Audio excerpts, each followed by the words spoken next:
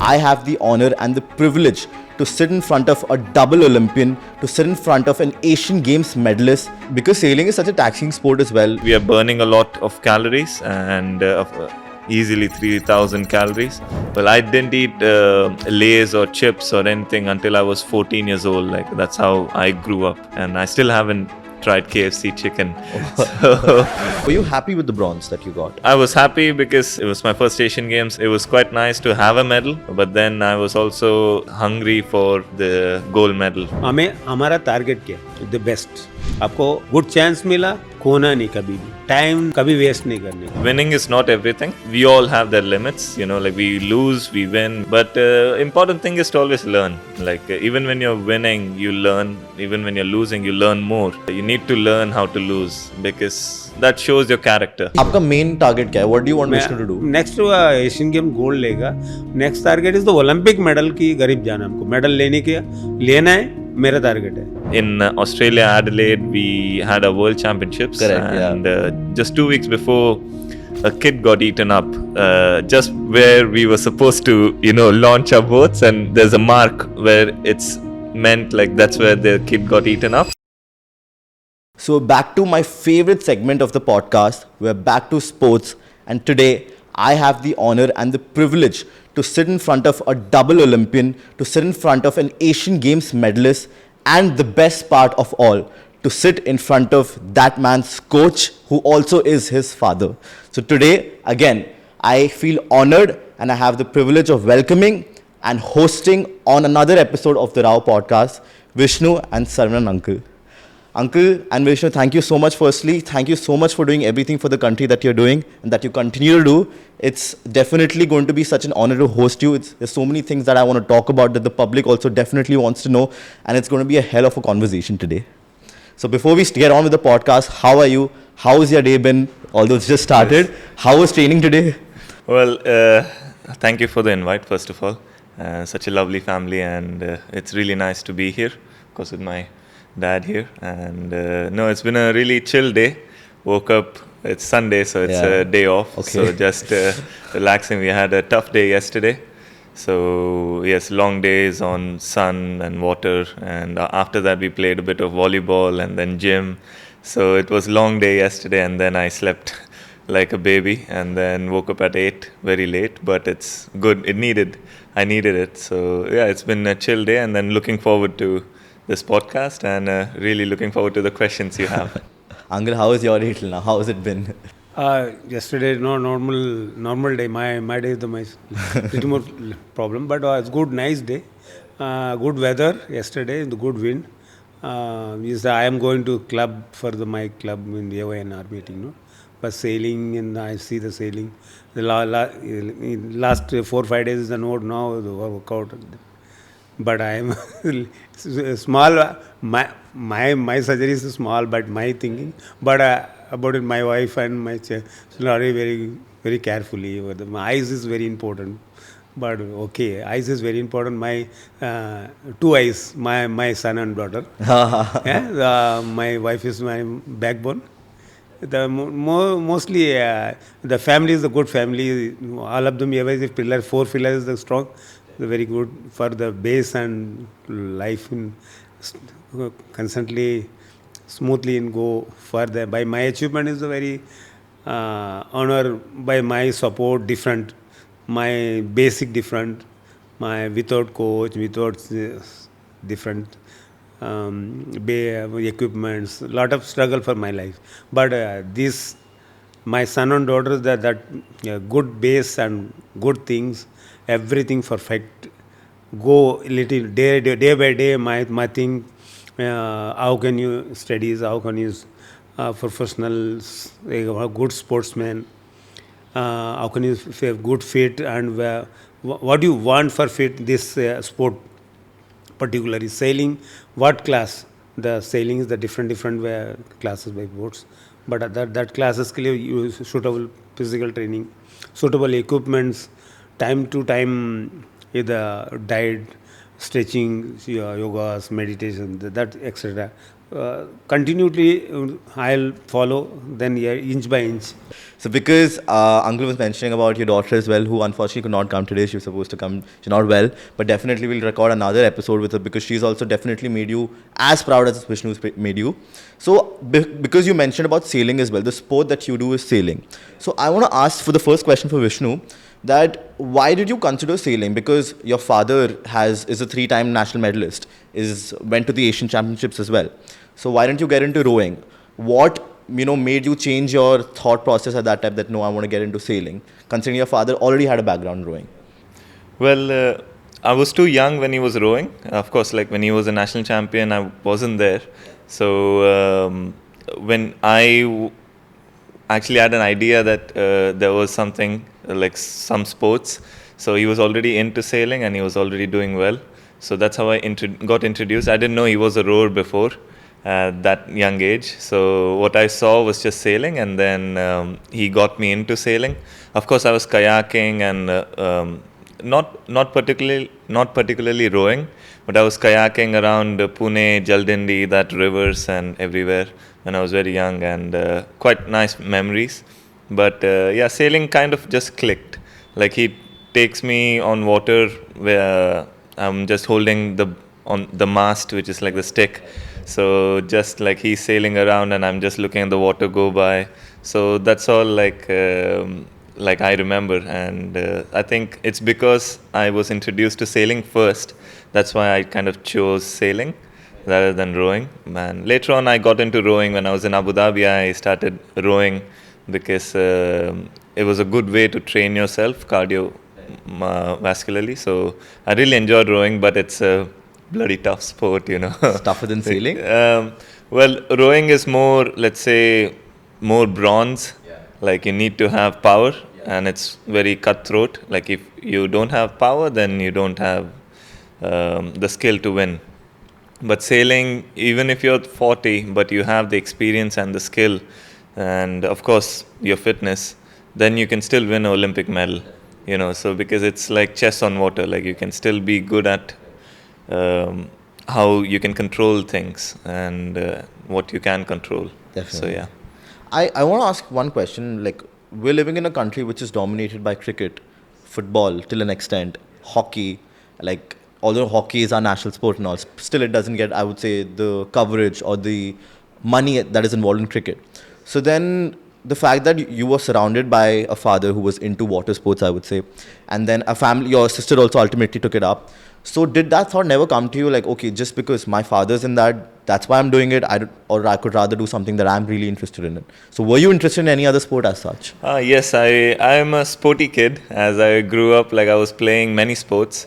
I was big into football, and I went to nationals with like javelin. Oh. For javelin, yeah, I participated, and so I've always been a sporty kid. So I love playing sports rather than be behind the books, So I had to choose at some point like what I should pursue, because I always wanted to become a sports person, because I have the God-gifted like height, weight, and everything that has been given to me. So I just wanted to pursue in this career and win an Olympic medal. That's always been there because my dad talks about it all the time. And even in our house, it's everywhere. It's Olympic medal. Yes, we will. These kind of slogans. So it's kind of manifested in us, myself and my sister. So that's why it was easy to choose sailing because, and also there was no pressure. Like my dad was never pushing. You have to choose sailing. He was always like, no, just enjoy the sport. You see what you have, and I was a born competitor. So I didn't realize at that time because, of course, you just go and you just do your thing, right? And then later on, when I got my psychologist, then, you learn about yourself more. And then that's where I learned, like, my strengths are being competitive. And that's why I liked sports more, because there's instant results of what you do, right? So sailing, I was just early into competitions than other sports. So I pursued sailing. That's why. And also it's nature, so I love nature. Definitely. No, definitely. The next question that I want to ask is more from the viewer's point of view, because there are going to be a lot of young and impressionable viewers are going to be watching this episode. And like I mentioned, we're living in a country which is dominated by cricket and all.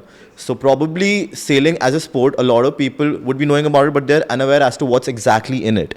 So I want to talk about it from that perspective. What has changed? Firstly, what is the sport? Could you define the sport? And what has changed from your father's period to your period? So probably uncle can talk about your period, sailing, how it was, and now what is it? What are the different kind of categories that are there, and which category do you participate in? Yes.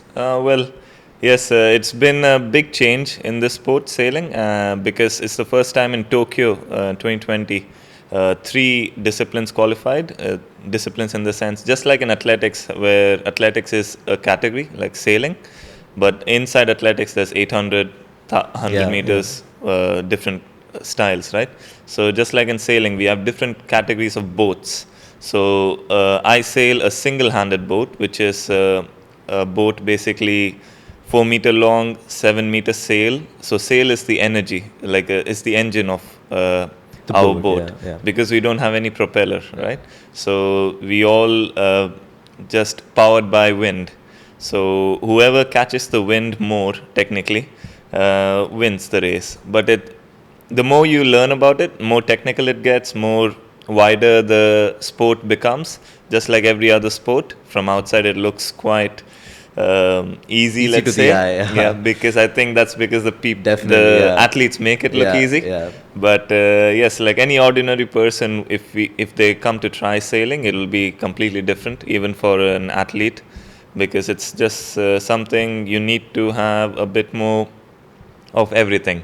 Like you need to have the patience to learn, and of course the hunger to pursue it, let's say. So yes, it's a bit different compared to other athletes and other sports, and we also have the biggest field of play, let's say. So we don't need anything, and we would appreciate, like, we don't throw garbage in it because of course, like, we get it, like, if whoever throws at it, like throws it in the sea, like we always see it, like we are the ones getting stuck in it. So I've seen many things in our Mumbai ocean where it's quite bad, but it's been recently better. But of course, now Ganesh Chaturthi is coming, so after that we'll see a lot of mess. But yes, sailing is just completely different for us. And at that time, in 90s, there was not much broadcast towards it. But after this Olympic qualification, the sports ministry got to know about the sport itself, and they were interested to learn more about what's the sport, and is it medal probable, and if it is, then how we can help. Then so they were getting into it, which is quite a good thing, and ministry is doing really well. They've been supporting me since 2020 and so on. I hope they will support even the younger ones, coming up. The only thing we are lacking is the foundation and how to get the school kids involved, just like football or anything. Cricket, so I had an idea where you could always implement in the school areas who are closer to coastal areas, like the schools, like you teach like a lecture of sailing or any water sports, to be honest. Like they should have a sports lecture as well, where they can also pursue sports as a career. And of course, many parents won't like it because it's not much of money, right? At the end, you need to be stable in life, but then also, of course, government can make that kind of path where they can provide, the needful, and where everybody's happy. Of course, people who are following the passion, and also the parents who want their kids to be happy as well. So yeah, these kind of things. So now, the only thing that can be better is how we can broadcast sailing, which is of course very difficult on the sea, how to take the drones. Like nowadays, drones are quite a big thing, so we can film our footage in drones. And of course, my dad's generation, there was nothing, there was just little cameras where you could see. But yes, so like most of our races are filmed in the drones, and we can even coach with the drones because we could see the wind. Or like, and when I say we can see the wind, when the wind touches the water, you could see the dark ripples. So that's basically when I say like we can see the wind. So where it is darker, so and all that, like there's lots of technology involved these days. So it's quite a technological sport these days, yeah. Sailing has like evolved quite a lot because definitely, yeah. in 90s that was the first time when they had coaching, because before that there was no such thing as coaching. So you just go So in the you water and do just what you, go yeah. and you just do your thing, Right, right? right. And there's no coach boats. Like when I say coach boats, it's the coach boat comes on the motor boats behind you, behind in the sense like he's looking what you're doing, and if they can help you in such sort of technical part of way.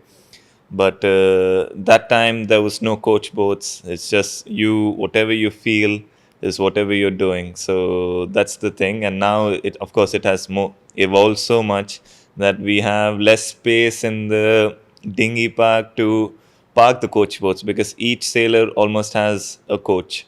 So let's say it's 400 sailors, then they have 400 coach boats. So it's quite a lot of boats, on the water. And then each boat creates a wake. So it's a lot of disturbance on the sailing area. So you always have to anticipate those kind of disturbance. And of course, like it's good to have coach, because then you can have datas and you can collect so many variables, connect so many variables, because there's tide current and weather, of course, and then your technical part. Then you can have a debrief afterwards of what you did, how you did. So you can get into depth basically, and that can help you get better. So let's say it's more professional these days than what it was. Like before, it was when it was sailing, it was just like a champagne sailing. You just put the champagne glass and then it shouldn't shake, they say. So yeah, now it's like you can't, it's very professional, and you need to be fit, you need to be sharp, and you need to anticipate. So correct me if I'm wrong. There are 11 races in total, right? Yes, yeah. And at least 2 to 4 laps per race. Yes. So each race is about 50 minutes, let's say. Yeah, 50, 51 hour, like around that. And so my class, like the ILCA 7, we call it, the laser standard, uh, in few years. But my class is the slowest in Olympic sailing. What my sister does is a foiling boat, which is basically hydrofoil, a newer technology, much faster. They even wear helmets for safety. So they go up to 30 knots, which is about 100. around 180 kilometers. So it's quite fast. If you go 30 knots, which means it's quite fast on water. So water feels like a wall when you fall. So it's better you don't fall, and it's quite adrenaline. There's adrenaline rush, and you want to push, push, push. But then you need to also understand what is the sweet spot, or like the safest spot where we call it velocity made good, which is the best angle you can sail towards the mark, but also the fastest angle you can sail towards the target. So yes, I mean, like we are trying to achieve that, the fastest, and to go to the closest. And yes, it's about an hour racing, and then in my class it's very tactical, because it's slow, and it's all depends on how you think and how you position your boat according to the wind. And in a faster boat, because everything is faster, so maneuvering is basically when you're going against the wind, we can't go straight from here to there. We have to go catch the wind on each side. So it's basically snaking Like a around. zigzag sort of Yes, thing. exactly. Right. Okay. So we are zigzagging around to get to the mark. So you have to choose when to do that zigzag and where to do it, and if there is wind on that side or if there's wind on this side. So it's all these calculations that you have to do it with yourself, and of course with your coach. And if you're on the same page, then the next thing is to execute that, because everybody knows which side is good sometimes or which side is not good. But to go and achieve that is another task. So because you have other competitors, in many sports there's only between, let's say, myself and another opponent. Here there's a third variable, which is the nature. Like there's competitors, and then you have the nature, which is the waves, maybe plastic underneath. So you never know, right? Anything can happen. Animals? Yes, yeah. Once there was a tuna behind my rudder, always, because the sun reflects my rudder, and then it shines underwater. So tunas are very attracted to light. So they come and they start hitting the rudder. So it's always like shaking my rudder, and then I kept looking like, what is this? Then I see a tuna tail. Then I was like, oh no, So then you just have to be aggressive to do something to get rid of that moment. You just have to think in that sense. Like, Yeah. are you allowed to go in the water, for example? Like, you put your leg in the water? Yes, and you all can. that? Yeah, Okay. it just slows you down, so that's why people don't do it. But yes, you are. You're not allowed to, let's say, paddle your way through, because that's cheating. But to clear something you have underneath your foils or your rudder centerboard, then you can. Yes. I want to ask one thing. Like, I mean, might sound a little like No, it's weird or okay. whatever, but like, definitely you have to be a good swimmer. Also, I'm assuming that, like, if you want to be into sailing, I mean, you're in the open waters. If you Yes. fall down and you don't know swimming, it's like that. It's a very normal question, Yeah. But you need to know the basics of swimming. Like, you don't have to be a Michael Phelps or anything, but you need to know, basic, like 50-meter. We always have this task where when we recruit sailors, they need to be able to go swim 50 meters at least. In the open water. In the swimming pool, yeah, normal. So because in the open water we have the life jacket, that's for protection, of course. But then, of course, when you fall overboard, then maybe it's too much wind, the boat drifts away. Then you're able to swim towards the boat. That's the whole task. Because of course we are not swimming, and my sister's really bad at swimming. So like she's the opposite. Like I'm good at swimming, but my sister, she's very bad, like really bad. She will drown, like no problem. But of course, like she has the life jacket, and she doesn't go overboard so often. So it helps, like when you know how to sail. But you need to know the basics. Okay, I want to ask this question at the start. It just came to me. Your dad is your coach. Like, basically, like he's the reason why you're in the sport.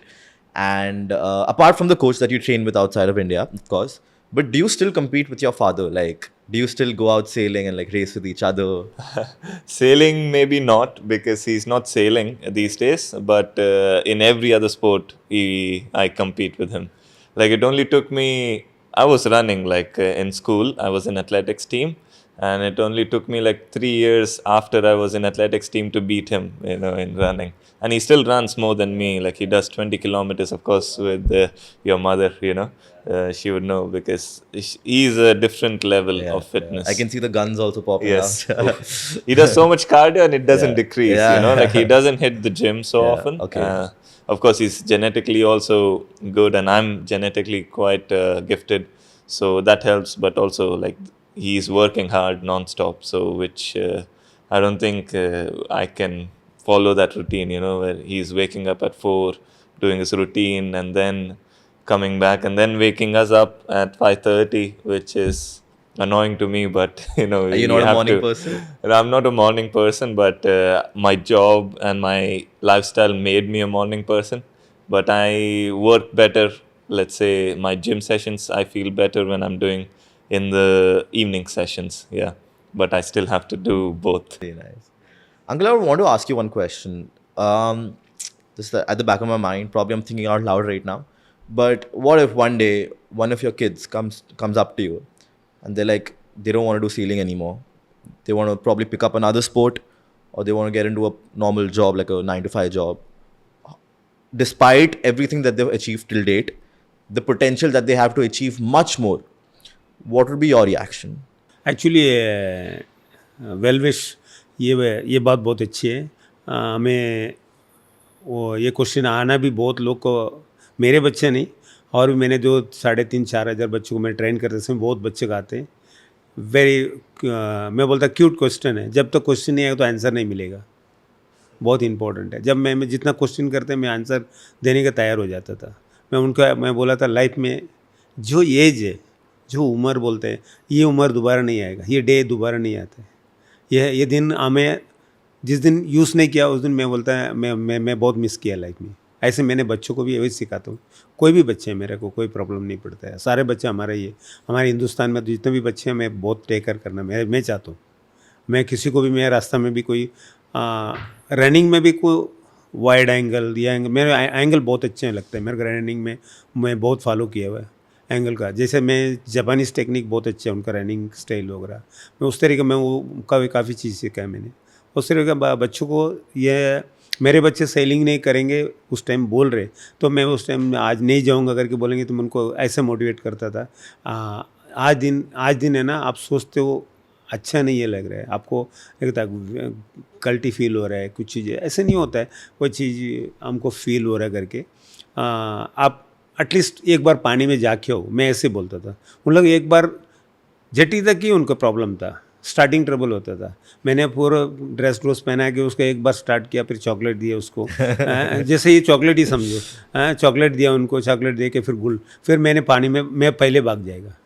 क्यों? उनको launch किया ना, मैं पहले भाग जाएगा। क्यों? मैं जितना दूर जाऊँगा उतना दूर आना ही पड़ेगा इनको। मेरा क्यों एवरी सैटरडे संडे मेरा इनके लॉन्ग सेक्शन है मेरा। क्यों? उन लोग स्टडी, बाकी दिन में स्टडीज़ भी है, ये भी है, काफ़ी चीज़ होता था, स्कूल में भी है, होमवर्क ये वगैरह, मैंने किसी चीज़ कमी नहीं करता था। सब कुछ करो, जितना करोगे उतने आपको आगे बढ़ते रहेगा आपको लॉन्ग टाइम। ये सैटरडे संडे में मेरा बहुत प्रिविलेज। हाँ, उसी दिन इनको कैसे इनको 3-3.5 घंटा कराना मेरा फर्स्ट था। क्यों? इनको 10:30 लॉन्च करता था, फिर मैंने भी प्रैक्टिस करके आता, साइकिलिंग वगैरह मेरा वर्कआउट हो जाता। उसके बाद इनको 10:30 इनको लॉन्च करता था, फिर मैंने 1:30-2 उधर ही वापस लेके आता था। फिर उनको बाद अच्छा एक लंच किया, तो उसके बाद डेड जाके उन्होंने गुड स्लीप हो जाते इनका। वो जो बच्चे मेरे साथ ऐसे नहीं जाना अभी भी, ये तो 10 ईयर्स 11 ईयर्स का है, ऐसे 27-26 ईयर्स का भी अच्छा सेलर भी है, अच्छा स्पोर्ट्समैन भी है। वो खुद ही मन नहीं लग रहा है, कहीं उनको साइड वाइज उन लोग सोचते हैं इसे। एक्चुअली उनको भी मैंने क्या बोलता है, चलो कोई बात नहीं यार, बैठ जा, बोट में बैठ जाना तू।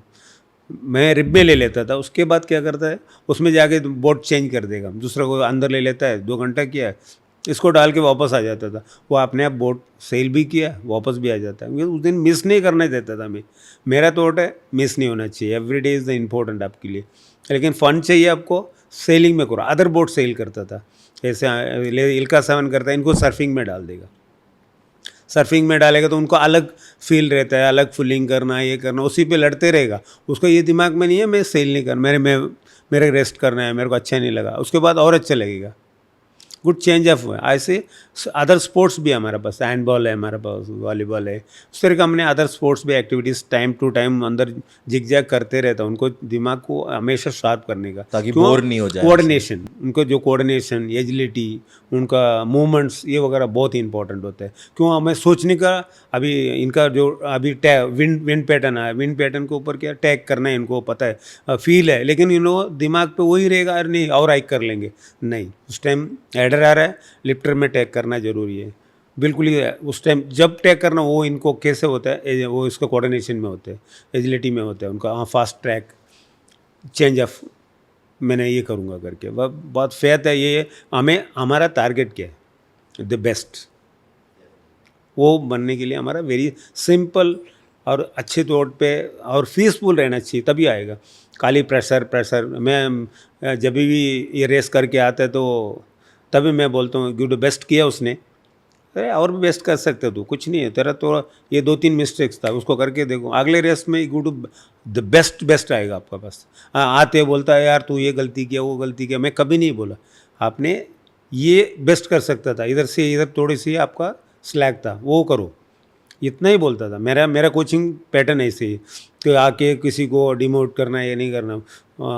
माय डॉटर एक दिन ऐसे आया था, एक अदर क्लास 470 में, उस दिन काफ़ी कोलिजन करवा दिया उसको। ये द बेस्ट सेलर, अच्छे सेल कर रहे हो, सबको टॉप में चल रहा है। उस द 11 रेस में 7 फर्स्ट आया, 2 सेकंड आया। वो एक रेस में उन्होंने क्या होता है, उन्होंने एक टीम रेसिंग बोलते हैं, 5 लोग मिलके उनको हरासमेंट करना बोट में, उनको स्टार्ट लेने देने ना, उस तरह का कई चीज़ कर रहा, तो मैं कॉर्नर करना, हाँ, उसको काफ़ी डिस्टर्ब करना उसको। फिर मैं, वो एक टीम बन जाता था। फिर मैंने बोला वो इज़ द बेस्ट, आप फाइट करो। अब ये तो 5 है, हमें 50 आएगा, कल 500 आएगा, तो उस दिन लड़ने के कैसे ट्राई करोगे। फिर उस टाइम थोड़ा डिमेट आते, थोड़ा क्राइंग वगैरह, तो रोता था। इसी से मैं बोला रोने से नहीं चलते बेटा, उधर जाके उधर प्लान करो उसको, नहीं तो एक को झटका दो, बिल्कुल ठोक दो, देखो दूसरा आएगा क्या, गुड बॉक्सिंग, उधर ही उतर के बॉक्सिंग कर, वही मैं सिखाता था, बाकी कुछ नहीं। मतलब पीछे हारने के वाला बात नहीं होती है, जीतने वाली बात क्या होता है, you to try to best. आपने क्या किया पानी में, आपको गुड चांस मिला, खोना नहीं कभी भी, उतरा, विदाउट प्रैक्टिस आना नहीं। हमारा टारगेट यही था, टाइम नो कभी वेस्ट नहीं करने का हमारा। जो आने वाला समय भी इनके लिए भी बहुत बेहतर है, मेरे बच्चे को भी, इनको ये खुद कोच बनेगा तो ये तो ये हमारे देश में बहुत बेस्ट कोच बन सकते हैं। और नेक्स्ट जो अभी हम कोच हायर कर रहे हैं, ये तो बेस्ट कोच है, वो भी हम सोच के उनका स्टडीज़ भी, उनका क्या परफॉर्मेंस है वो देख के हम हायर करते हैं। उनको भी उन लोग भी हमारे जो भी प्लेयर है उनको लाइक करके, उनको स्टडी करके उनको करते हैं, उनको कैसे चाहिए, गुड परफॉर्मेंस कैसे होगा इनका। हमारा जो मैं बाहर का कोच हायर करूँ तो उनको भी फेथ होता है, मैं ये बच्चों को मैंने किस तरह के मेडल दिला सकते हैं, उनको भी फॉर हर चीज़ है, धन मन बोलता है ना, सब कुछ देना पड़ेगा उनको भी, ये तो मेडल नहीं मिल सकता, ये गारंटी है। क्यों, एक तरफ ओनली फॉर मनी में एक नहीं होता है, इसमें ट्रूली काम करेगा तब मेडल मिल सकता है, ये गारंटी है। डेफिनेटली अंकल, एक बहुत सारी चीज़ें होती है स्पोर्ट में भी डेफिनेटली। अगर आप, क्योंकि हम जो देखते हैं वो एक नज़रिए से देखते हैं, हम जो टीवी पे दिखता है, पीछे के स्ट्रगल्स कोई देखता नहीं इतना ज़्यादा। एंड स्ट्रगल के साथ भी एक अगर ऐसी स्पोर्ट के बारे में हम बात कर रहे हैं जो वहाँ पे इंडिया में इतना कवरेज है नहीं उसके बारे में, एंड जैसे आप हेल्प कर रहे हो प्रमोट करने के लिए, तो बहुत ही इंस्पिरेशनल चीज़ है वो definitely. So I want come back to Vishnu now. You don't mind me calling you Vishnu, right? Like, Yeah. I mean, That's my name. yeah, so. I know. I was thinking of calling you sir. So I want to ask you, like, because your father also spoke about the competitiveness in each and every sport, for that matter, definitely in sailing as well. So, firstly, I have two parts to this question. Firstly, have you ever been involved in a scenario where things have gotten pretty ugly? In the sense, you probably fought with someone in the water, outside of the water, wherever. Someone's tried to target you in a very unethical way. And if at all that has happened, could you please share that? And also, the best sailors in the world, which country do they come from? So, like, Yes, of course, there's a lot of heated moments on the water. But being a professional sportsman in general is all about like forgetting, having a short memory, right? So like if I am getting heated or there's an heated situation on water, my rule is to keep it on water. I don't bring it back on land. And if someone else brings it back on land, then of course you need to get involved to try to shut it down. Because try to remind them that we are doing a sports, we are all athletes, we are fighting for our own causes and my own purpose, which is to defend my nation and like representing my own country. So I can't tolerate also if someone else Disrespect bad me, mouths yeah. about myself and of course my country. So then you have to of course step it up and then try to shut it down in let's say in a nicer way, not to inflict any conflict or anything. has that ever happened with you? Yes, of course, because I'm the first brown guy being in Okay, top so it's 20. racial discrimination, you would say? Well, it is and it is not, because it's not of course straightforward, but of course you can see and you can sense it around, because I'm an outsider, right, for sailing world. It's not an Indian sport, so it's a very European controlled sport, and of course Australian, British, they are the best in the world in sailing, and they have a very strong system. So to break in to top 15 to top 10 as an Indian, and I'm the only one who's doing it, so for them it's a shock.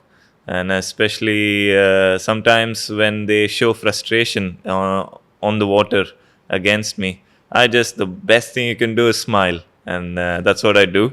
That And irritates them more, I feel. Yes, exactly. So that it makes them more angry. Yeah. And sometimes few times what happened was the guy was angry at me, and then he got more angry because I smiled. Then he got a yellow flag, which is basically a penalty because he was going crazy.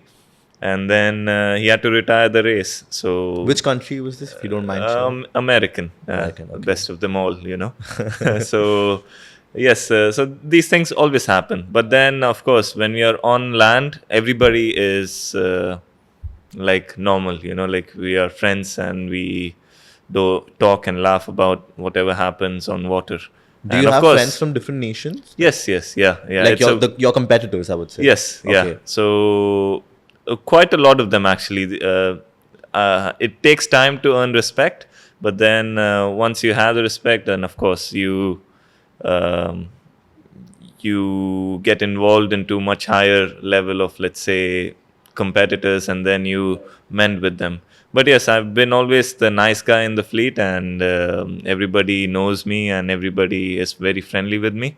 Almost all the 200 sailors that I compete would know me, and would know like how I behave and how I act. So if there is any trouble, they would always lend me a hand with any equipment or anything. And that's the sort of relationship, because it's a small community at the end. So we try to help each other on land, and of course on water it's a war.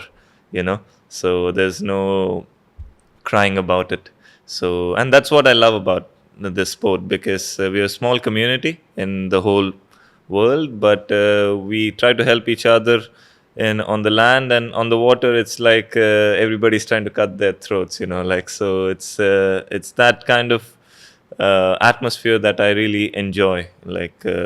It's a good balance. It's not a fairy land. Definitely. And like you mentioned also, the way you earn respect is by winning. I mean, Yes, you exactly. win, you finish first, second, third, or like whichever, Yeah. top 10, top 15.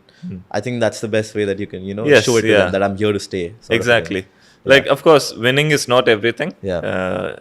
Because we all have their limits. Like we lose, we win, lose, we win. But important thing is to always learn. Like even when you're winning, you learn. Even when you're losing, you learn more how to and you need to be a good loser. Like you need to learn how to lose, because that shows your character, like what you are. And to lose is the hardest, of course, in life and in general in sports. But then how you get back up, like how you plan your comeback story, is very important, because it's always a great story when you start from losing, right? So the story becomes much more spicier, much more interesting for others to get motivated. If you always win, of course, like it's a boring story. Like everybody wants to or wants you to lose, because it gets boring at some point. Like everybody wants Lewis Hamilton to lose, like I was just going to say that right now. I was literally just going to say that right now. Yes, Yeah. because it gets boring at some point. Yeah. Like, this guy again winning.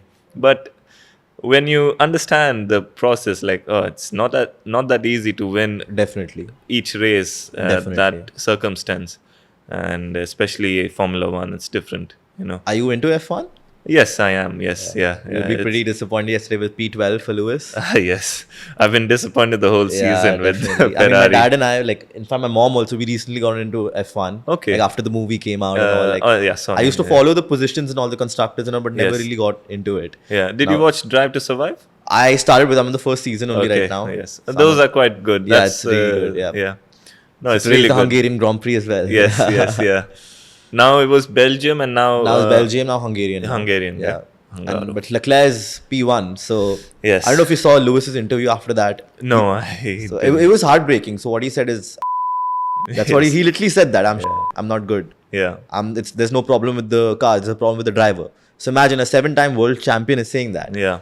And definitely you can relate to it because you're also competing at such a professional level where the best is saying that they're that means how much it gets to them when they don't win. Yeah. Like you mentioned, Yeah. there's no story if you don't lose. Yes, exactly. Definitely. No, it's also like very easy for us to forget the good moments. Let's say, because when we win something, it stays for a day or two. But when we lose, we can always recall that same moment and the feel and the energy. So we need to also do it with the winning moment as well, to recall that winning moment and try to hold that feeling and energy, because it's the system that holds us, like this. So it's a balance where we need to attain, like we need to achieve, like, okay, we need to be positive always and, get it better. That's it. Because you're always going to fall at some point, So yes, of course, with Lewis, it was, yeah. I want to correct myself, like 8-time world champion, if you know what I'm saying. Yes, yeah, for sure. Yeah. For sure. Yeah, I was taken away from him. I want to come to your, I would say, Asian Games. Like, I want to now focus more on your Olympic stint and your Asian Games stint. I'm talking about like you're still participating in it. But like I read this that your father said that you had a chance for the gold medal, but you were targeted by other countries. They dominated you or they targeted you in some way. So I want to ask your father कि ऐसा क्या हुआ था कि आपको ऐसा क्यों लगा कि कौन सी कंट्रीज ने पहले उनको टारगेट किया था एंड गोल्ड मेडल आपको लगता है कि ये जीत जाते, क्या हुआ था एक बार आप बता सकते हो? लास्ट एशियन गेम्स, हाँ लास्ट एशियन गेम्स में एक्चुअली गोल्ड मेडल 100% जीत सकता था. इनके पास कैपेबिलिटी है, इनके पास टारगेट भी 100% था इनके पास. बट सिचुएशन क्या होता है दैट जैसे चाइनीज़, हांगकांग, थाईलैंड ये वगैरह एक कॉम है. वन कॉम मीन्स वो एक ही पैटर्न है उन लोग का. उन लोग को जब हम लोग जैसे साउथ इंडियन में से सारे हो जाते हैं इकट्ठे, मीन्स ना जैसे कर्नाटक, तमिल, तेलुगु ये वगैरह एक साथ होता है. इस तरह के उन लोग भी एक, उनका भी एक कॉम है. उन लोग क्या करते हैं, टारगेट करते हैं. फिर वो लोग को इनके डिस्टर्ब कैसे करें. अब अभी इंडियंस आ गया तो हमारे लिए नुकसान क्या है. उनको इंडियंस पसंद नहीं है. पसंद नहीं है. वो तो चाइनीज़ को तो मैक्सिमम चाइनीज़ हो गया, थाईलैंड भी ऐसे सेम उन्हीं का है, तो गुड ऐसे रहते हैं. उनको कोरियन भी है साथ साथ, जापानीज़ गुड को ये रहता है. लेकिन ओके उन लोग, लेकिन हमारा साथ मैक्सिमम मिले जुले रहते हैं. सिंगापुरियन भी ठीक है, थोड़ा ये रहते हैं. लेकिन उन लोग टारगेट किया था इनको थोड़ा लास्ट. इनकी गुड आर्चेज में गुड इनकी परफॉर्मेंस अच्छी चल रही थी, तभी उनको प्लान जब भी इन्होंने 6 रेस के बाद प्लान कर देते हैं. जब 6 रेस तक देखते हैं कौन आएगा, फिर उनको पता है इनको ये आ जाएगा, ये तो डेफिनेटली ले सकते हैं 100%. इन्होंने लास्ट एशियन गेम में मेडल रेस भी नहीं रखा. क्यों नहीं रखा? इसकी वजह से, क्यों इसकी रेस स्ट्रेटेजी बहुत अच्छे है. विष्णु का race strategy is the medal race का बहुत बढ़िया रहेगा. उनको पता है इसको मेडल रेस रखेंगे तो उससे पहले इन्होंने क्लोज कर दिया. वो भी मेरे को. बट कैसे क्लोज किया, मतलब ऐसे कैसे कर सकते? मीन्स दिन विन नहीं है करके उस तरीके उन्होंने क्लोज किए थे. मतलब एशियन गेम्स फेडरेशन ने किया था ये? Asian games federation. क्यों चाइना में हुआ? चाइना में हुआ तो उनकी प्लस पॉइंट, उनका ऑर्गेनाइजेशन हो तो वो उनका जो चाहे वो प्लेयर को थोड़ा सा ये कर सकते हैं. ये अगर उन लोग को ये अल्टरनेट हो जाता है, उनको ज़रूरत पड़े तो उस जगह पे हम लोग करेंगे. क्यों एशियन में उन्हें दिखाने जाते हैं हमारा क्या स्ट्रेटेजी है वो वाला. नेक्स्ट प्लेयर में भी ये हो जाता है ना, कभी प्लान टाइम में हमारे इनकी रैंकिंग भी अप हो जाए. क्यों इधर नहीं है, हम यूरोप में जाते हैं. जो वर्ल्ड चैम्पियनशिप इनके इधर वर्ल्ड चैम्पियनशिप हमेशा इन्होंने टॉप में चलता है, जो एशियन में कोई नहीं है. विष्णु इज द टॉप चल रहा था, लेकिन इधर आते क्यों होता है, इन लोग का ब्लॉकिंग सिस्टम होता है थोड़ा. बाकी तो लास्ट वर्ल्ड चैम्पियनशिप में वही हुआ, सेम थिंग्स उस तरीका हमने कर रहा था. ये 23rd फिनिश कर रहा है, उन लोग 47 फिनिश किया. वर्ल्ड चैम्पियन में 152 में उस तरीका क्यों हुआ. उधर बेस्ट करते, इधर आते उन लोग ब्लॉक करते. मीन्स तो वो रहते थोड़ा, वो चाहता नहीं हमें आएंगे करके. लेकिन एशियन नंबर 1 पे विष्णु ही है. तो अभी मेरे तरफ से तो एक वेल सेल अच्छे सेल कर रहे हैं, और टैक्टिकली और थोड़ा और आगे जा सकता है, और भी अच्छे कर सकते हैं. तो टोटल में 10 रेसेस हुए थे, वो 11th रेस नहीं हुआ था. ना इट्स बेसिकली वही है, मतलब ऐसे नहीं बोल सकते कि उनने किया है ऐसे, मगर इट्स जस्ट दैट कि बट सामने वो like whatever in front of you, it just happened. या तो juries भी, I got 2 yellow flags. Yellow flag is, like I said, it's a penalty. So when I get a second one, then I have to retire the race. So that one race costed me between gold, basically gold. So I was fighting for silver and bronze, and then silver milta magar if I had the race. Yeah. But then, of course, like you have to settle for what you get. But so, were you happy with the bronze that you got? I was happy because it was my first Asian Games, and I wanted to go to Asian Games since I was 2000. It was 2011, so it's been a long time, you know. And then it was quite nice to have a medal, of course, because I have to focus on the positives. But then I was also not. I was hungry for the gold medal for the next one in Japan. That's going to be 2026 next year. Correct. Yeah. So for that, for sure, it's building up. You know. Are you confident? Like. Yes, I am confident. Yeah. Well, I have to be. Yes. Uncle, मुझे एक चीज़ बताइए, जब Vishnu bronze medal लाया था, अब आप मतलब आप कह सकते हो, शायद मैं गलत कह रहा हूँ, कि आपकी आवाज़ में थोड़ा फ्रस्ट्रेशन मेरे को लग रहा है कि ये गोल्ड जीत के आ सकता था, बट ये ब्रॉन्ज लाया. Not, I am sure you would been proud of him, but शायद वो फ्रस्ट्रेशन दूसरी कंट्रीज की वजह से भी आ रहा होगा कि इन लोगों ने मेरे बेटे हु इज रिप्रेजेंटिंग इंडिया को टारगेट किया, गोल्ड लाने से इन लोगों ने मना कर दिया कि मतलब गोल्ड नहीं, इंडिया गोल्ड लेके नहीं जाएगा. तो आप प्राउड फील करते हो या फिर आप अभी भी सेटिस्फाइड नहीं हो? अभी ऐसे देखने में तो हम और स्ट्रांगली हो गया. क्यों? जब उस दिन हमें ऑलरेडी मैं गोल्ड का मैं काबिल हूँ, उसमें मेरे को कुछ हरासमेंट करके कुछ प्लान करके उन्होंने किया, तो मेरे को नेक्स्ट टाइम और इजी टू मिलेगा. क्यों? मैं उस जगह पे हूँ और आगे जाएगा और ट्राई करूँगा ना. मैं उसी दिन गोल्ड गया तो सेटिस्फेक्शन खत्म हो जाता. हाँ यार मैंने गोल्ड ले लिया, लेकिन उस दिन मिला हो तो और अच्छे भी हो सकता है. लेकिन इसके एडवांस देखने में ओलंपिक मेडल की क्लोज टू क्लोज जा रहा है अभी. अंकल आपका मेन टारगेट क्या है? What do you want Vishnu to do? Next Asian game gold लेगा. Next target is the Olympic medal की करीब जाना. हमको मेडल लेना है, मेरा टारगेट है.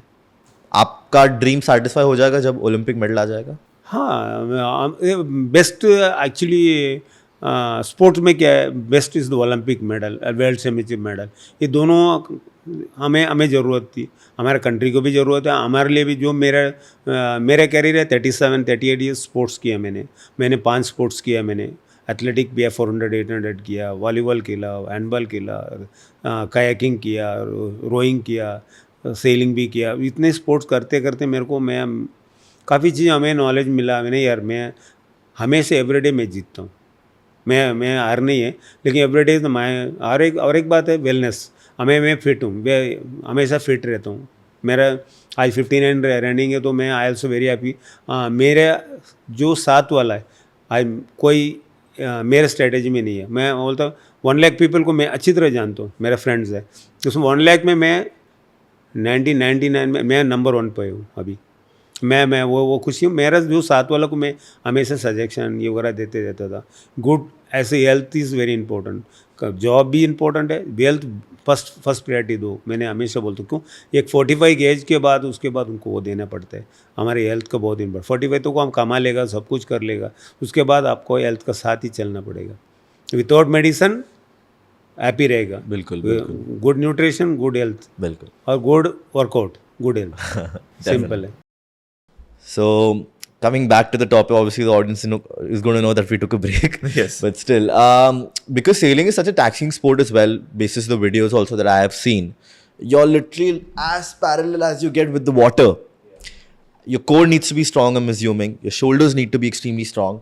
And I saw in an interview that you did also that you burn 3,000 calories in each and every sail that you do, each and every workout that you do.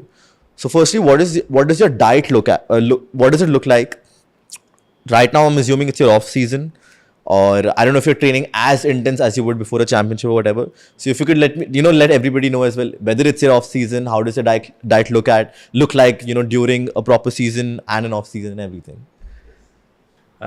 Yes, sailing, when I'm sailing, and depending on the wind conditions, if it's a high sea breeze or say high winds, about 15-20 knots, then we burn more calories because we are exerting more power, because there's more counterbalance we have to be. So we are hanging in one strap, which is called the hiking strap, and then we put our legs, our feet underneath it, and then we are hiking.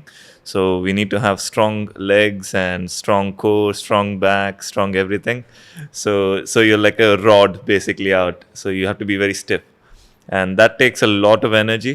And of course the legs burning, and then but you have to control, then you keep getting better and better and better. Like this what is in my head. So like in that heavy breeze, we are burning a lot of calories, and easily 3,000 calories. But when I'm done, like when I finish sailing in that after that day, then you're so hungry. You have to eat of course we have prepared pasta before, or chicken pasta, or any high calorie meal which includes protein and carbohydrates.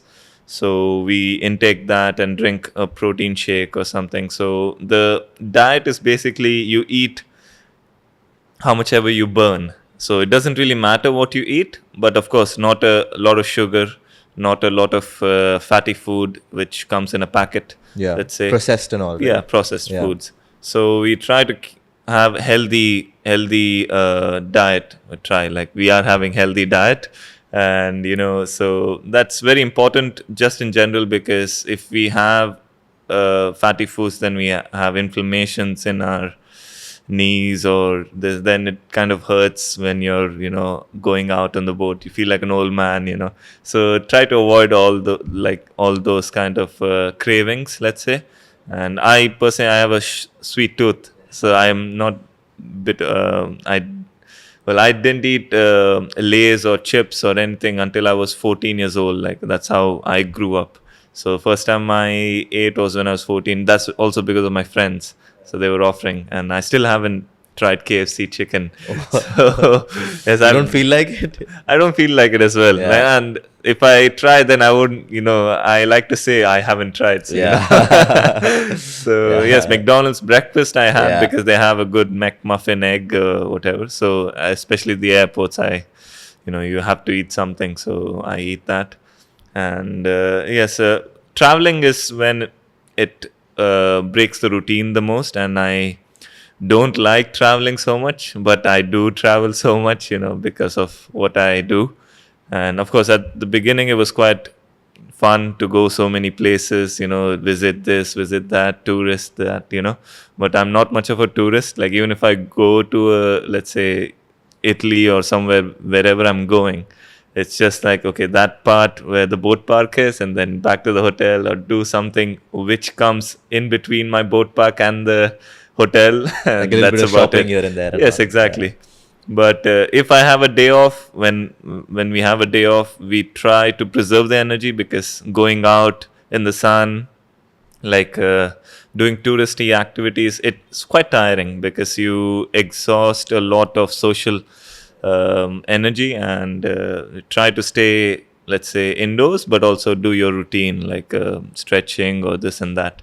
And of course, like when you have a week off, then I do a bit of touristy activities. That too, because someone else is motivated to do it. So yeah, and now currently July was my last competition in Germany, Kiel, and after that, this is my period to work on my strength, my physical preparation, and of course my mental, and sailing in Mumbai, because now it's monsoon, so it's windy. So good breeze every time, and this is the best time for me to sail here. And I've been on water quite almost every day here, so it's quite nice because my coach is not here, and he's also abroad in Croatia.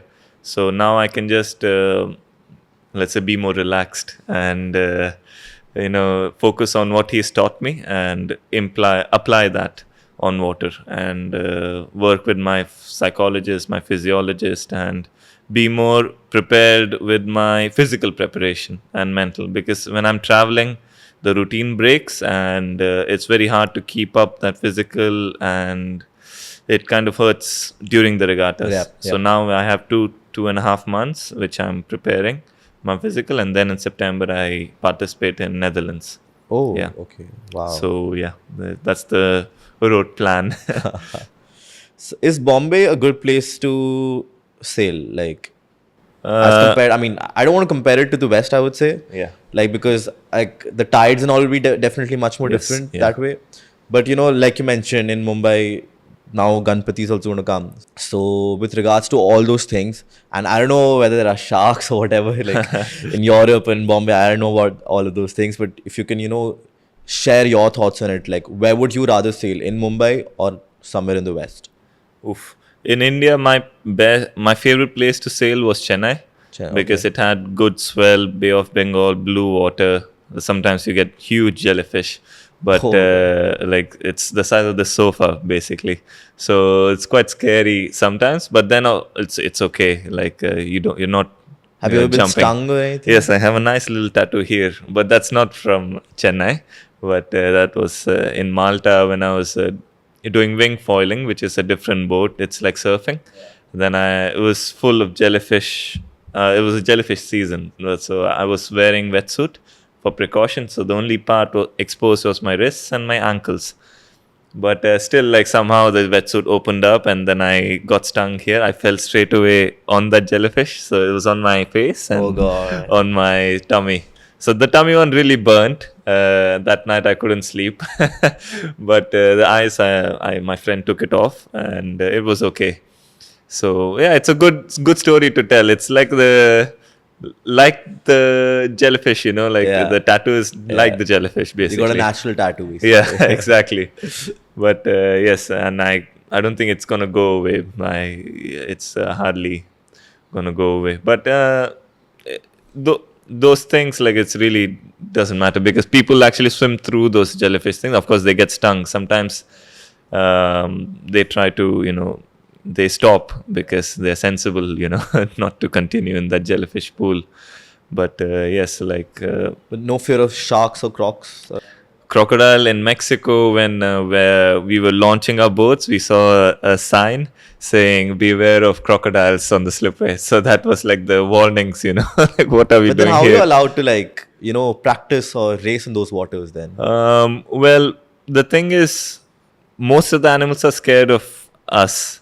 Okay. So Even crocs? Even crocs. So of course, hungry croc won't Yeah, be yeah. scared of you. Yeah. But when we see crocodile, of course, we're not gonna stay Yeah, there, right? right. So just in general, like sharks, all the animals, all the sea animals, they are mostly afraid of us.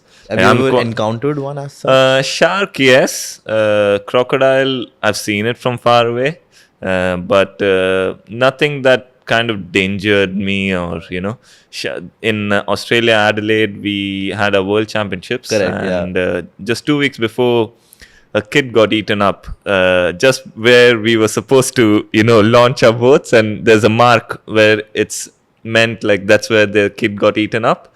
And I was like, this is just here, and it's like 2 weeks ago. Like, imagine like going on water every day and you're seeing this, like, this is where the kid passed away, and there's like sometimes we are like, what are we doing? I mean, we're it plays crazy. on you psychologically as well, right? Does it? Yes, yeah. Especially when the water is not very clear and you don't know what's gonna come up.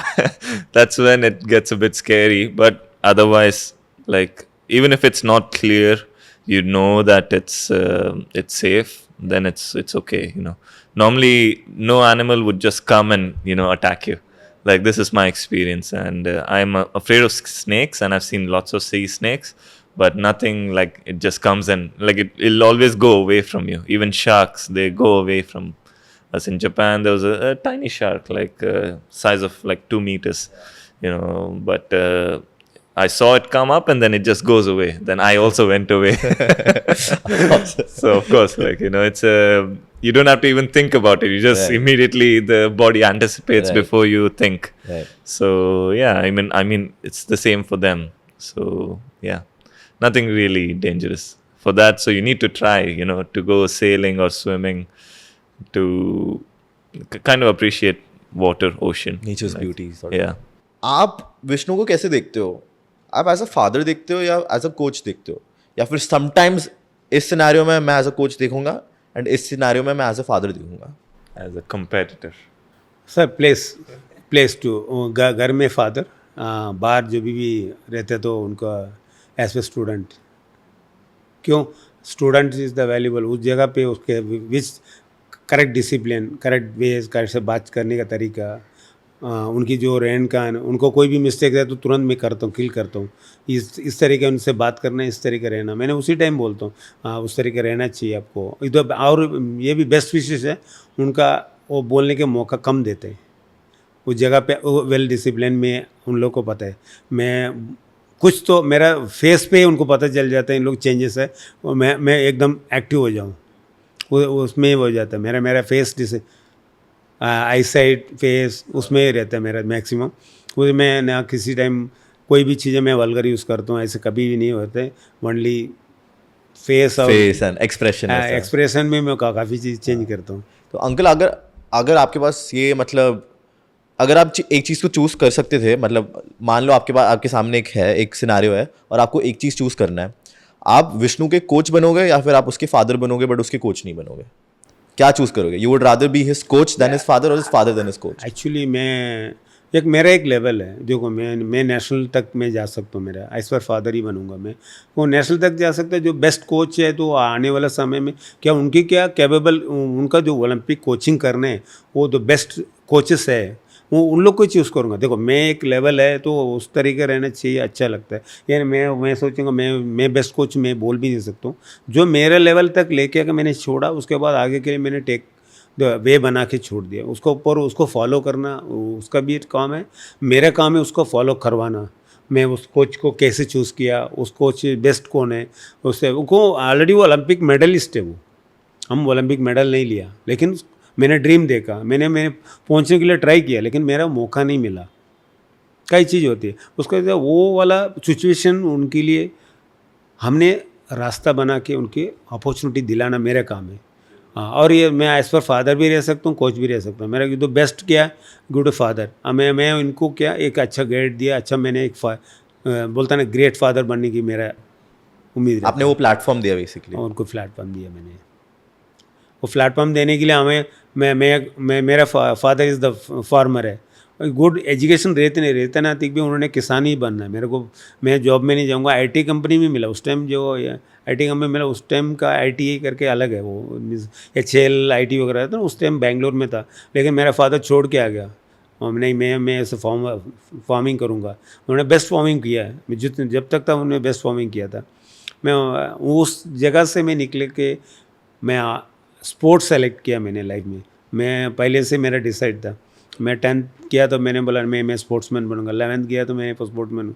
मेरा पापा कितना भी डांटा, नहीं मैं sportsman ही बन के जाऊँगा। फिर मैंने स्पोर्ट्स कैरियर ही मैंने स्टार्ट किया था। हर जगह पे गया जहाँ स्पोर्ट है उधर ही मैं सिलेक्शन में खड़ा रहता था। मैं बोला नहीं, वो रिजेक्ट किया, मैंने ये स्पोर्ट नहीं है इधर, ये नहीं। मैं मतलब छोड़ के आ जाता था, मैं स्पोर्ट में जाऊँगा। फिर मैं सेलेक्ट करके मैं आर्मी में गया था। आर्मी इज़ द बेस्ट, जो MAG is the Madras offers is the best. Sports के लिए बहुत अच्छे थे उस टाइम में, अभी भी अच्छे हैं। उस मैंने पूरा मेरा ये था प्लान था, मैंने उसी में निकल गया। बिल्कुल नहीं, बिल्कुल मतलब जैसे मैंने स्टार्ट में ही बोला, आप इंस्पिरेशन रहे हो। एंड एक बात है कि आप अपने बेटे के लिए भी इंस्पिरेशन रहे हो, but at the same time आप कितने अदर एस्पायरिंग बच्चों के लिए भी इंस्पिरेशन हो। आप डेफिनेटली जो एपिसोड भी देखने वाले हैं, जैसे आप कोच भी, और भी बच्चों को आप कोच करते हो। And at the same time कोई देखता है कि इतने सैक्रिफाइसेस किसी फादर ने अपने बच्चे के लिए भी किया है, तो वो भी ज़्यादा इंस्पायरिंग हो जाता है कि हमें भी अपने फादर के लिए वो चीज़ करना है, हमें भी अपने एल्डर्स के लिए वो चीज़ करना है कि कुछ बन के दिखाना है। आई am sure Vishnu these thoughts would be going on in your head. Probably I again could be thinking out loud right now, but from the perspective that your father has seen a certain dream, you would also want to achieve that just for him. Probably you definitely would be having the same dream as well, but you would rather have his dream come true first. Let's say if his dream is getting an Asian Games gold, your dream could be an Olympic gold. You would rather have his dream completed first than yours later, something like that. Does those things come in your mind? I would say like our dreams are quite connected. So like whatever happens, it kind of happens with our dreams. Like dreams are basically our targets, right? So I think our targets are quite connected. So I would be happy if we make it happen. It doesn't matter what the order is. Of course, like to keep him happy, and of course myself also, and everybody else. And firstly, nation, yes, yeah. So firstly is like, it's just a medal at the end of the day, but it's what we are achieving together is more important. So I think that we understand, and then that's how we progress. So yes, like it's quite connected. I don't prioritize I will achieve his or I will achieve mine first. So it's like whatever happens, we both will be happy at the end of the day. I mean, us as well. Yes, exactly. I want to ask you one thing. Again, I want to cite it to the fact that cricket being so dominant in India. Next year is the T20 World Cup next year in 2026. Let's to say India does not win next year. Nothing's going to change. I mean, I want to be blunt out there. I'm a huge cricket fan. Like, I breathe cricket. It's like that. But nothing's going to change. People are not going to stop hating the sport. People are not going to stop following the sport. But let's to say in sailing, you win a medal tomorrow. Like same thing happened with Neeraj Chopra. People weren't involved in javelin as much before he won the gold medal. You win a gold medal tomorrow. Definitely after you won the bronze medal, I'm sure a lot of people would have gotten into it. You win a medal tomorrow, people are going to know who you are. Like a lot of people are going to know who you are. They're going to know who Vishnu is. But then with a sport like sailing, do you think the relevance is only going to be during such tournaments, during the Olympics, during the Asian Games? Unfortunately, yes. Like if I win an Olympic medal or the Asian Games gold medal, that's the only way to reach out to the public. and to able to pursue, because at the end of the day, like they all need someone to be inspired by. So if it doesn't matter Sachin Tendulkar, or like many kids get inspired because of someone being so great. Correct, Right? correct. So like nobody would just follow because nobody is good at that before us. So like just like that, Neeraj did a great job, double Olympic medalist, and of course, and now everyone in school is following, like Javelin, everybody's yeah. having a javelin, you know.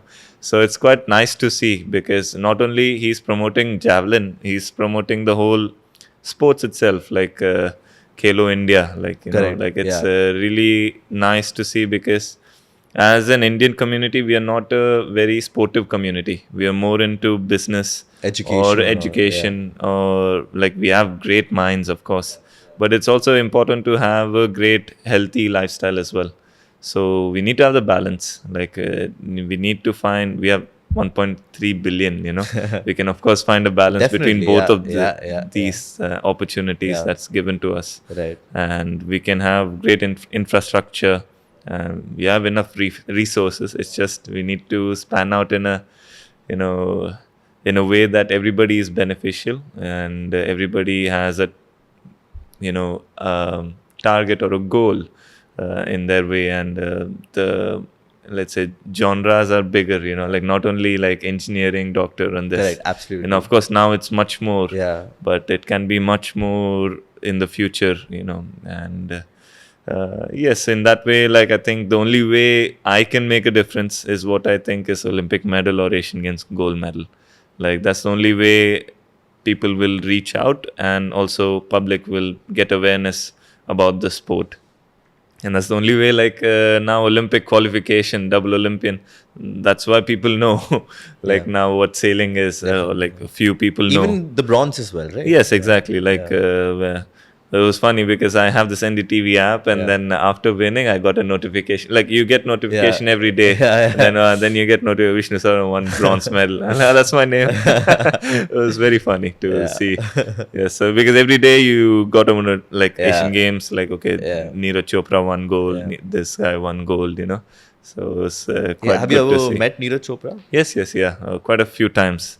Yeah, he's a very nice guy. Yeah, when we shook hands, he was like, "Oh, you have such big hands. You should be." Everybody, like in boxers, when they shake my hands or do this, like they're like, "Oh, you should become a boxer. You should become a swimmer." I'm like, yes, I would. I wish, but I love sailing, so I'm gonna stick with it. Who's like the most famous Indian athlete that you've met? Met and conversation wise, Yeah. the funniest, and Mary Kom is the she's the legend. Like in Tokyo 2020, it was her last Olympics, Yeah. and we spent quite a lot of time before the opening ceremony. So she was just she is as she is, blunt and funny, and very experienced, of course. And you don't want to be on her bad side. So she still invites us for chai at her place in Delhi. Oh. So I don't know how we became so close, but it's because sailing is so different, and we bring a different atmosphere. Like we are not like, let's say, wrestlers, or it's not like they're bad or anything. So it's just that we are more relaxed, we are more chill kind of guys, So she kind of liked it, I guess, and we had three guys. We were just like making fun of the whole thing, it's just backseat benchers, So she liked it, and she was hanging out with us, and it was quite an honor. Like she's Yeah, hanging out with us, definitely, yeah. and we had like about 4 hours together. It was probably the best time, in that opening ceremony. So yes, I mean, like it was quite nice. And again, we met her few other events, when we met PM, and she was like, "Oh, now chalane wale aa gaye tum idhar bhi." Then she would be like going crazy. And of course, she is a huge star, so we wouldn't get so much time to speak with her. But she would like, okay, wait, to all the Very guys humble. who wants to take photos with her. She would come to us, like be in the center, like you need to hide, you're so tall, you need to hide me from others. So it's quite funny to have such characters. Nah, At the end, like you realize no matter how like important or like popular you are, like you want your space, and you want to be able to move around freely, enjoy the little moments. So I think that's also quite important. And yeah, she's like the best person I've met. And Yeah. we were also talking off camera. You're really good friends with Satvik. Yeah. Like I was telling, I mean, I'll tell it on camera also. My father and I were big fans of him, and Yes. Chirag definitely. Yes, yeah. No, there in badminton doubles, nobody has been so good in a long time since these two boys, and these two boys can really play well, like, and I've seen them play quite a lot, not personally yet, but they are something else. Like Satvik being the dynamite, and Chirag like his serves, like so precise. And I love watching them play because doubles are where you really enjoy Correct. the It's more play. intense as well. Yes, Yeah. it's very fast, Correct, and yeah. you enjoy watching it. Singles, of course, like it's very tactical. You can make it slow, you can make it fast. But doubles is just insanely quick, and you love watching those rallies, smashes, and they make us so proud. And it's quite nice to see them achieve. And yeah, I mean, like Asian Games, we really connected, and we have the same manager, Dinesh. So he's the one who's connecting us all, and he's a very nice guy, and we always stay together no matter the situation. So we always go to his house, and his house is like the place to chill. Like you go, no matter like his parents are there, everybody is so relaxed. Like Satvik comes, I'm sure Jeremy Lal, the weightlifter Jeremy Lal is a short. He's also in the army, so he trains in Pune ASI. Satvik lives in Mumbai. No. Satvik is in Hyderabad. He trains there, but he comes often in Pune to whenever he has time off to meet Dinesh and whatever his errands are. But yes, like it's quite nice. I get to see him and put him on the boat. Like because he is always asking me, whenever I have time to take him on the boat. But he has to be in Mumbai, and I have to be in Mumbai at the same time. Whenever he's in Mumbai, he's like, "Oh, where are you, bro? Like I'm here and you're not here."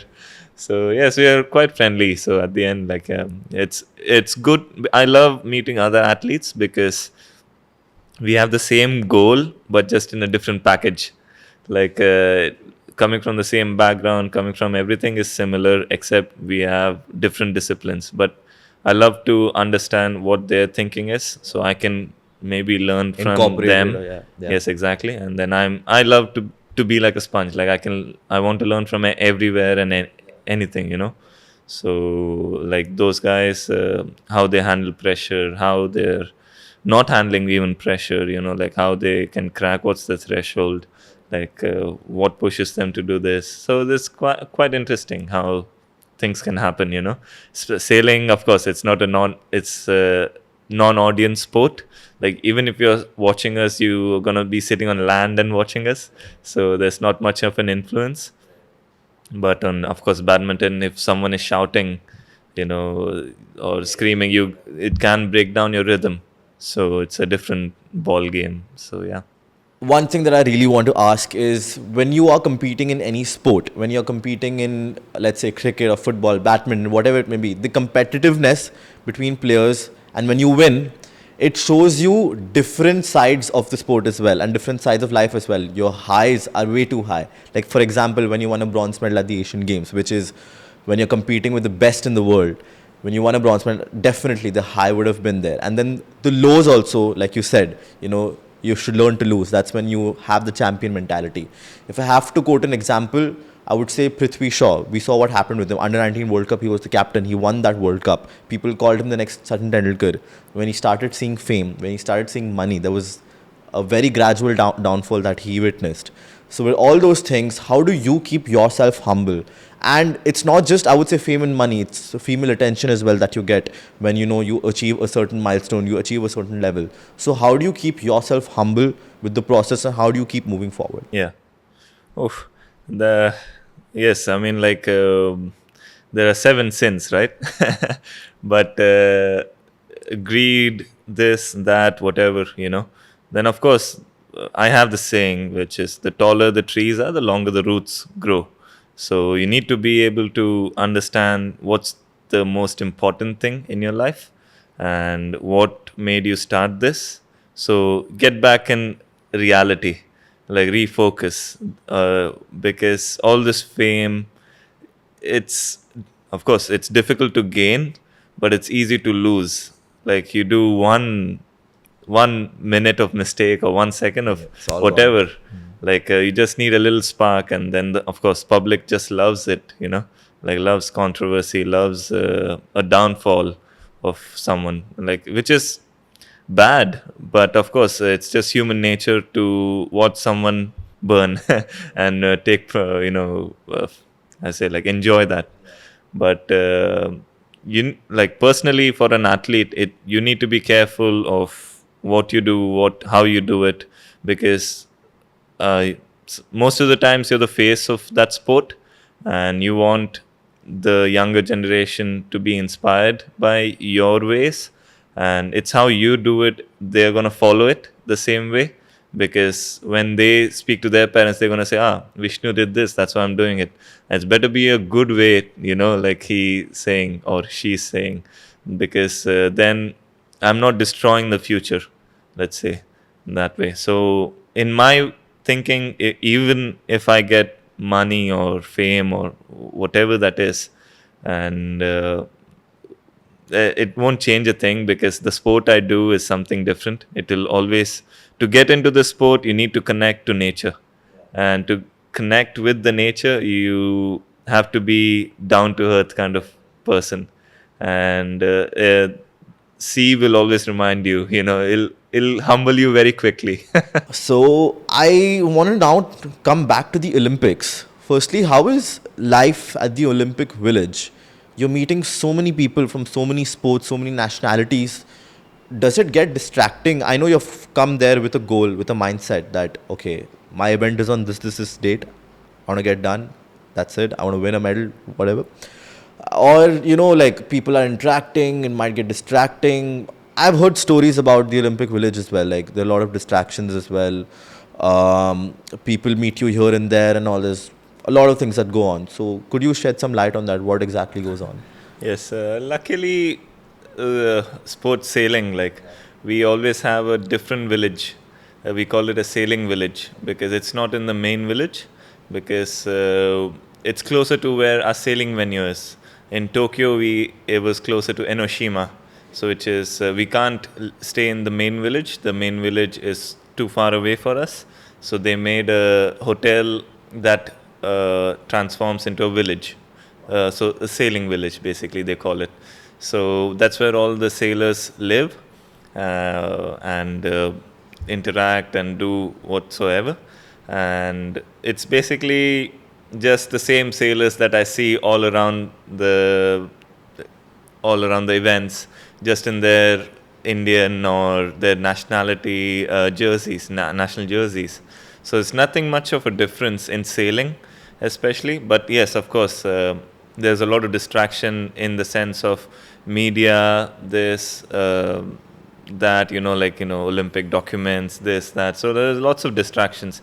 But I try to do it as early as possible, in the sense, like, so later on I'm more in my zone, not like, let's say, greetings with other athletes. So I try to just, day one, I'm going to see all the athletes, and I'll say hi, hello, everything, catch up. And then from day two, there's only like boat park chat, let's say, hi, and that's it. How's your day been? That's it. Sometimes people don't even answer. It's just a walking face. So because everybody is trying to be in their zone, and we all know that, like, we don't waste energy so much. And of course, the main village has 10,000 athletes. So it's like, when I went there for 2 days to stay in Paris for the opening ceremony, it was like, to get anything done, you have to walk so much, and then you have to wait in the queue for food. You have to wait for so long, And then I said, we are having it good in the sailing village, It's a hotel, so everything is like right there, and you don't have to walk so much and get your things done, because the gym is right there, everything is there. So yes, so the main village has it tough, because they're living in an apartment, we're living in a nice bed, sleeping nicely in a hotel bed. So there are such, like, this distractions, but then also you can put the distractions away because basically another event. If you treat it as another event, then it's going to be another event where you just go and perform. And that's what we try to focus on. That's what like I just say, oh, it's another event, just you have to do the same things. And I want to ask this. Do you have a lot of friends? The reason I'm asking you this is, some people when they're competing in a sport, for example, they probably would have friends from the same sport itself or from a similar sporting background. I'm talking about someone that, that you've known since you were young, probably school or someone. Because what generally happens is when you pick up a sport, to be the best, you have to sacrifice a lot of things. And probably friendships could be one thing. So from that perspective, have you met people who have tried to pull you down? Like, we've always heard our parents say, don't be friends with that person and all. So something like that. Like, has that ever happened with you? And is there any one person who has supported you from the start, sort of like a best friend or whatever? well, luckily, the friends I've so far had from beginning from the school, they've all been quite sporty. It's because I've always been in the sports. So luckily, they've all been quite nice to me, and they all respect what I do. And right now, the closest I would say the school friends that because I haven't done physically university, I've only done it like online, Right. and so I've never made any university friends. But even the guys who've done university, for them also the school friends are the ones who are Definitely, yeah. golden age, right? Yeah. So I'm still in touch with those 4 guys who I share everything, and then of course I have the school friends who are my, let's say, tier 1 category. Yeah. And then I have the sailing friends who are all over the world. I have lots of friends who help me in many ways, and then of course not just help, like just good fun to hang around. And then there are work friends who are my army colleagues, and like who are coaches and this and that. So yes, of course there are different boundaries to different, like from school friends there's no boundaries. Yeah. Like, you just do You're anything. transparent. Yes, in front of exactly. them. But the sailing friends, because we are competitors, there is a sense of tension sometimes. But then, of course, when we are not sailing, when we are just hanging out, it's very relaxed. Even then, there's an invisible boundary where you don't tend to cross. But then it's not like the school friends because you grew up with them, so Correct, it's different. yeah. I mean, you're comfortable with certain people. yeah. Exactly. Yeah. And then, of course, work friends, it's just, you just say hello, hi, work, Yeah. and And you're bye. in good communication, and Right. that's it. As long as you don't step on my foot, I'm not Yeah, going to step on your foot. The kind of. professional boundary that Yes, you- exactly. Yeah. And so these kind of things, it's important. And of course, your presence in the group circle, a friend circle, is valuable depending on what they pursue as friendship. Because sometimes friendship can be a bit of a diversion. Because of course, like I couldn't make so many friends when I was in school because I was always sailing here and there. So I only made like 4 or 5 friends who are close to me, and it's also, I don't need so many. I just Fair, need, like you have like 3-4. That's yeah, it. even with those 4, I cannot catch up. you Correct, know, yeah, like, yeah. It's hardly any time to catch up with them. Like one of the guys, I haven't seen him since 7 years now already. But it's as if whenever I get to see them, it's as if like we've never left. Yeah, This kind yeah. of that chemistry. I'm sure everybody Yeah, has that. absolutely, yeah. And that's what's special about it. And no matter what you're doing, it's good to switch off and switch on. So these kind of guys, they make me switch off, and then when I get back, then I have to switch on. So it's important to balance both worlds sometimes. Yeah. No, that's really nice idea. I mean, because maintaining relationships is also really tough, and it's definitely not a one-sided thing. I know you're busy in your, you're busy in your events, you're busy in your championships, you're busy participating in the Olympics. At the same time, the other person can also be like, okay, he's busy, and I respect that, and I'm really happy for him. If he or she is just like, he doesn't have time for me, he doesn't have this for me, why should I also have time for him?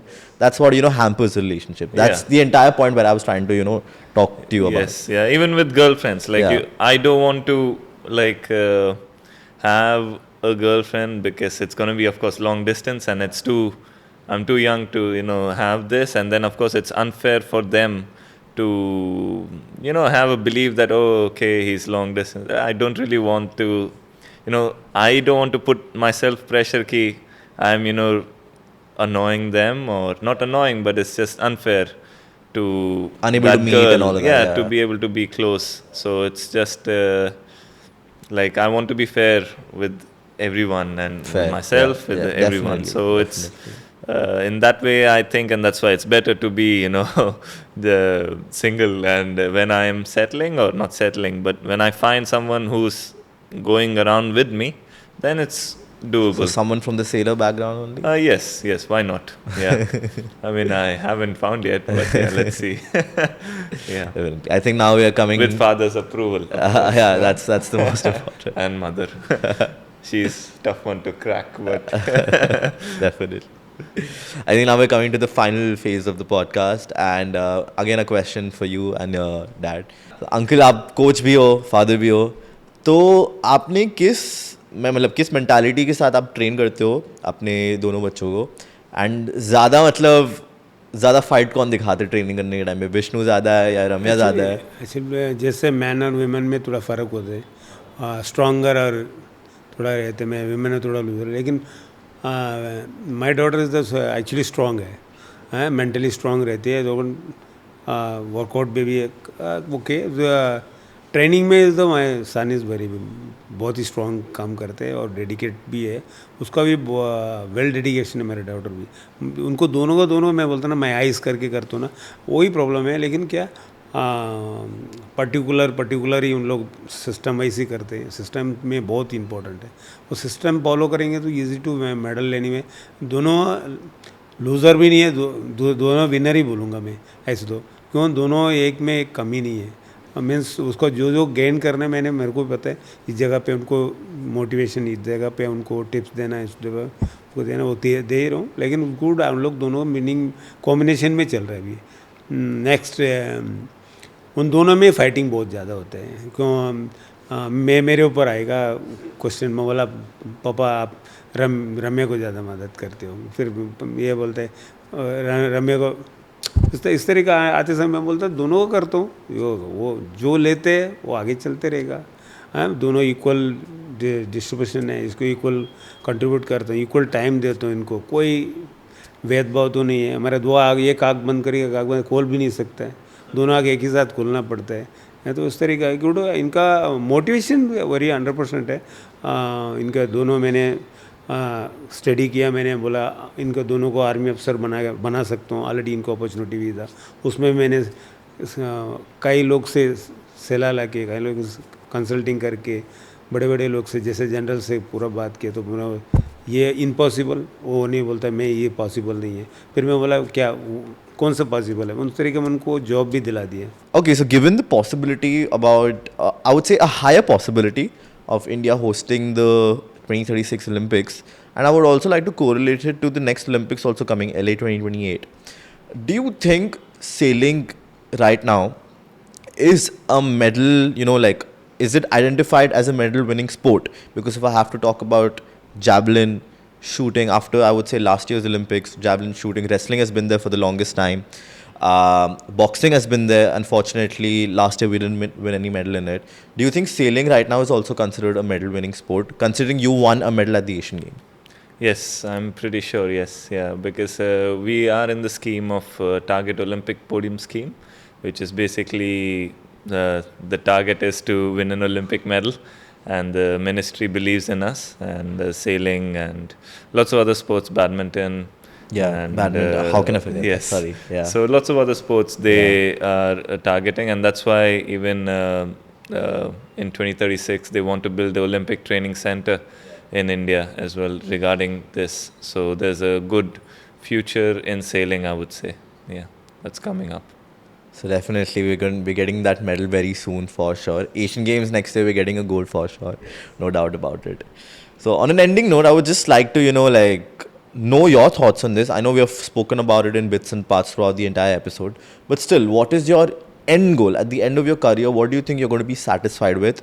And probably your goal for the next fight. Let's talk about the next Asian Games and your next Olympics. Other than winning the medal, how would you like your legacy what would you want people to know you by? Well, of course, like I want to leave a good legacy behind, and I want people to know ki okay, this Vishnu Saravanan was a nice fellow, you know. He sailed and he motivated a lots of young sailors, and because of that, and the sailing has come a long way. So these kind of things would be nice, you know. And of course, I don't want them to talk about me all the time. I want the sailing to do well, and if I'm a part of sailing, and if sailing does really well in the Olympic stage and the competitive stage, I would be really happy. That'll be the end of that. And yeah. what is your personal dream? My personal dream to have a chill life at the end, you know. Nothing to do with medals? Nothing to do with medals, but of course, I want my kids to pursue sports as well. And my dream is, of course, to win an Olympic medal, and I will win an Olympic medal. Yeah, definitely. But it doesn't stop there, you know. And then, of course, to lead an academy that my father is, of course, starting, and to have one of the biggest academies in India and in the world in sailing, and how to. There'll be lots of challenges how to get that happen, and I'm excited to make that happen, and how to involve many youths and sailors, and how the winning formula is, you know. Definitely. And by that time, I think I would have a bit more sense in what I'm saying right now. So No, definitely. Yeah. Like, you have the dream, you have the vision. I think it's just Yeah. going to happen someday or the other for sure. yes, for sure. Yes.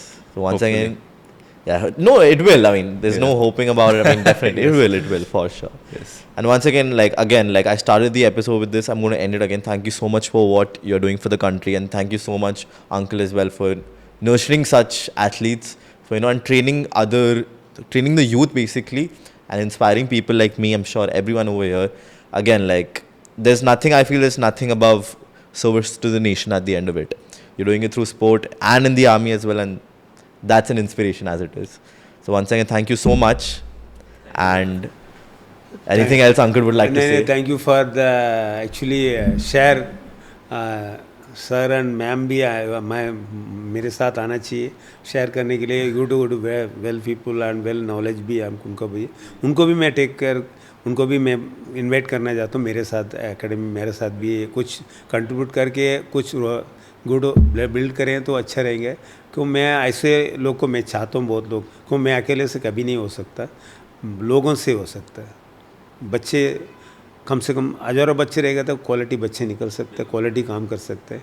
तो बोलता है ना, लाख रुपए रहेगा तो अभी 1 रुपये का वैल्यू होता है, भी वेरी इंपॉर्टेंट है उसका. ऐसे है मैं भी बहुत लोग को मैं भी रिक्वेस्ट करता हूँ, कभी मैं टाइमली उनको भी, मैं एक प्रोग्राम चल रहा है अभी, वो प्रोग्राम रेडी करके अभी स्पोर्ट्स मिनिस्ट्री भी, मेरा एक बेस्ट फ्रेंड ही अभी जस्ट महाराष्ट्र का अलाउंस हुआ last 2 days back, Manikrao Kokate is the my best friend.